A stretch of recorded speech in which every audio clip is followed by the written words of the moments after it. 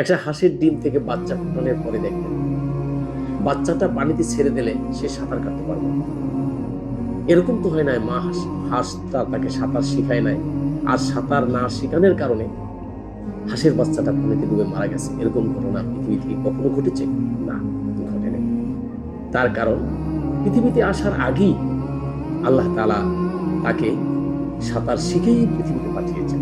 একটা গরু বাচ্চা প্রসব করার পরে সে কয়েকটি আচার প্রচার খেয়ে তার মায়ের ওলানের দুধ পান করে, কিন্তু মা তাকে দুধ পান করানো শিখায় নাই, সেজন্য গরুর বাচ্চাটা গরুর চনা পান করেছে। এরকমটা কি হয়েছে? হয় নাই।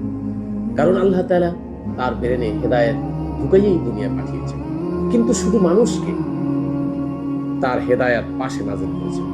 এই পৃথিবীর মানুষের হেদায়েতের জন্য আল্লাহ সুবহানাহু ওয়া তাআলা আসমান থেকে 104খানা কিতাব পাঠিয়েছেন।